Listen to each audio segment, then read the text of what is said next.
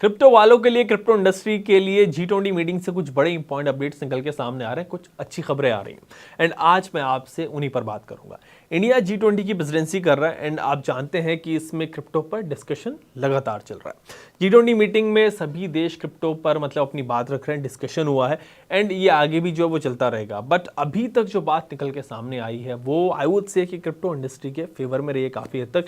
Of course India ने इसमें अपनी बात रखी है, यूएस ने रखी, कनाडा, फ्रांस, मतलब जितने भी दूसरे देश हैं उन सब ने अपनी अपनी बात रखी है। वो आगे क्रिप्टो पर क्या स्टेप्स लेना चाहते हैं वो बताए हैं। जो क्रिप्टो से जुड़े कंसर्न्स हैं उन पर बात हुई है, काफ़ी हलचल रही है, मतलब काफ़ी डिस्कशन हो रहा है क्रिप्टो पर। एंड इस डिस्कशन से अभी तक क्या निकल के सामने आया है आज आपको वही बता रहा हूँ। ये सुनकर आपको थोड़ा सुकून मिलेगा, थोड़ा मतलब जो टेंशन है वो थोड़ी सी कम हो जाएगी आप। लेकिन सबसे पहले इंडस्ट्री में चल रहे कुछ रूमर्स को क्लैरिफाई कर लेते हैं, वो बड़ा इंपॉर्टेंट है।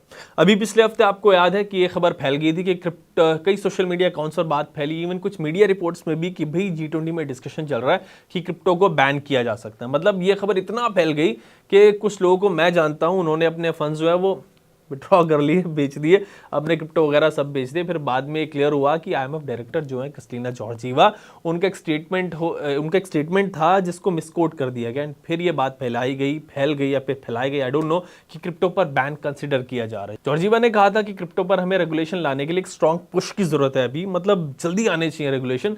एंड अगर रेगुलेशन फेल होते हैं या फिर इसमें ज्यादा डिले हो जाता है, स्लो प्रोसेस होता है, तो क्रिप्टो को जो बैन वाला ऑप्शन है वो भी टेबल पे होना चाहिए। उन्होंने इतना कहा था, लेंदी स्टेटमेंट था काफी वैसे उनका। को ऐसे परसीव किया कि भाई जैसे उन्होंने बैन की बात कर दी, अब दुनिया खत्म होगी, बस क्रिप्टो बैन हो गया कल से, पूरा फैल गई बात।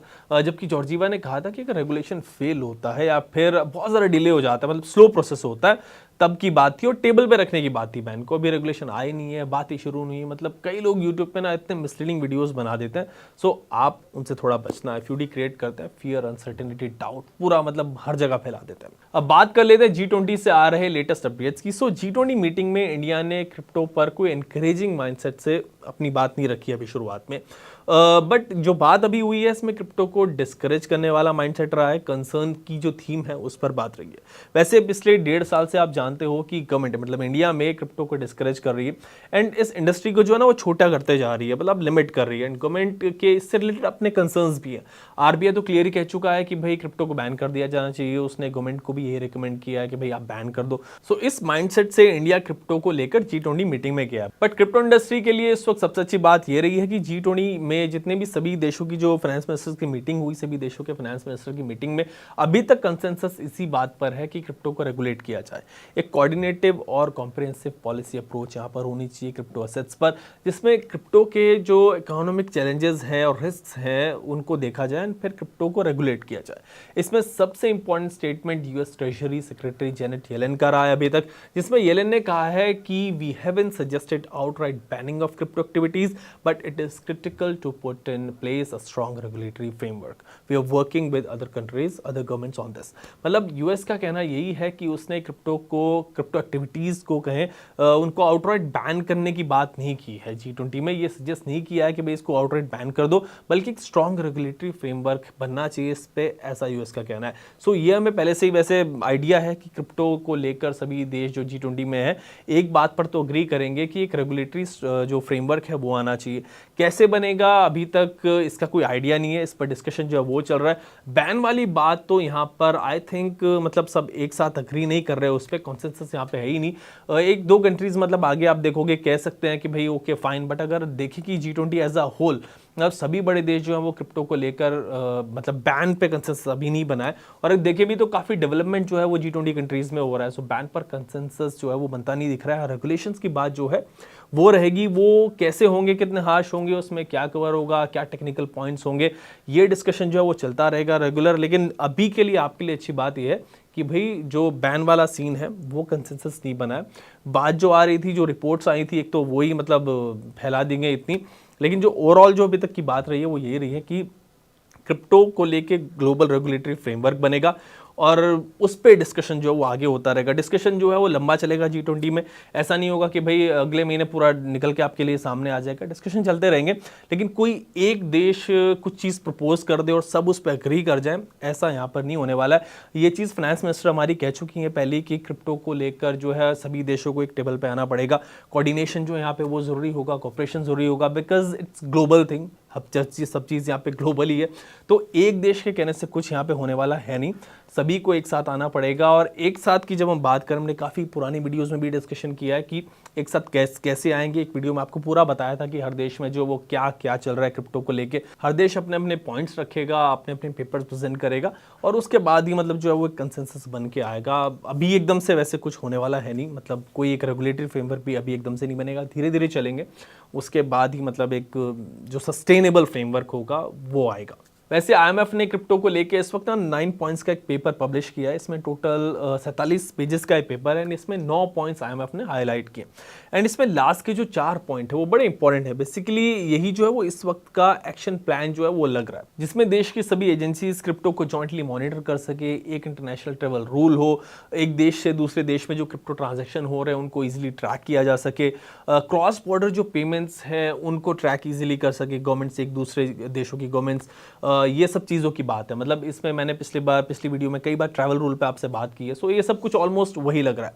सो अच्छी बात यहाँ पे ये आपके लिए कि बैंक की बात पर कोई कॉन्सेंसस नहीं है, रेगुलेशन की बात हो रही है। And even in G20 discussions अगर आप देखें तो जिस देश में दुनिया के सबसे बड़े नेटवर्क्स हैं, पेमेंट सिस्टम्स हैं, यानी कि यूएस, जब वो ये कहता है कि हम आउटराइट बैन प्रपोज नहीं कर रहे, सजेस्ट नहीं कर रहे, तो इससे क्लियरली समझ आता है कि आगे क्या हो सकता है, किस डायरेक्शन में हम जा सकते हैं। कॉज यहाँ पर जो है वो सब कंसेंसस का गेम है। इसमें इस पर काशिफ भाई की ओपिनियन भी जान लेते हैं कि वो क्या कहते हैं। आई थिंक इसमें जो सबसे ज्यादा अहम रोल अमेरिका का है, अमेरिका कैसे डील करता है स्टेबल कॉइन से, डीफाई से, वो देखने वाली बात है। एक बार ये अमेरिका जो बन कर देगा, क्योंकि G20 का सबसे पावरफुल मेंबर भी है, सबसे बड़ा मेंबर भी है, तो ऐसा लगता है कि जो अमेरिका करेगा वही G20 का बेस भी बनेगा। आप एक बात को समझिए कि जो दुनिया के सबसे बड़े, जब जब फाइनेंस मिनिस्टर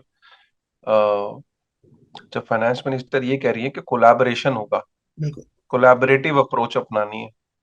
अगर आप देखें दुनिया के सबसे बड़े जो नेटवर्क्स हैं वो कौन कौन से हैं, सबसे बड़े दुनिया के नेटवर्क हैं वीजा, वो मास्टर कार्ड, और दुनिया के जो सबसे बड़ा नेटवर्क है वो है स्विफ्ट। ठीक है, जितनी भी रेमिटेंस की कंपनीज हैं उसमें वेस्टर्न यूनियन और ये सारी कंपनी, सारा जो फाइनेंशियल इंफ्रास्ट्रक्चर दुनिया का, वो सारा यूएस के पास है।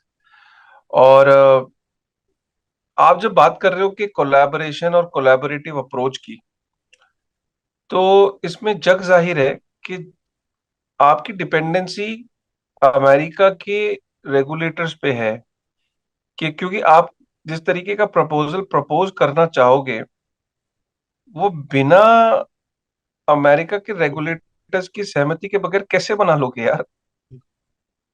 जब तक अमेरिका के स्विफ्ट की, एफडीआईसी की, वहां पे उनके जो उनका जो सेंट्रल बैंक है, उनके बैंकिंग प्रणाली, उनकी फेडरल रिजर्व, इन सारी लोगों के जब तक सहमति नहीं होगी तब तक वो बनना मुश्किल है। तो जब तक कॉम्प्रिहेंसिव कोई चीज क्लियर नहीं हो रही है तो एक चीज तो ये कर ही देंगे, और वो चीज है ट्रैवल रूल। ट्रैवल रूल का मतलब ये है कि हर एक्सचेंज को जो दुनिया में एग्जिस्ट करती है उसको डेटा शेयर करना पड़ेगा आपस में। अगर कोई बाइनेंस से इंडिया में, इंडियन एक्सचेंज में भेज रहा है, या कोई कोई इंडोनेशिया जैसे G20 का मेंबर है, तो इंडोनेशिया के एक्सचेंज से कोई कॉइन DCX में अगर भेज रहा है, तो इंडोनेशिया की एक्सचेंज को और कॉइन DCX को आपस में डेटा को साझा करना है, और डेटा साझा एक डैशबोर्ड पे होगा। एक डैशबोर्ड होगा जिसको कोई भी देश रियल टाइम में एक्सेस कर सकता है। इस तरीके के डैशबोर्ड बनाने की कोशिश है।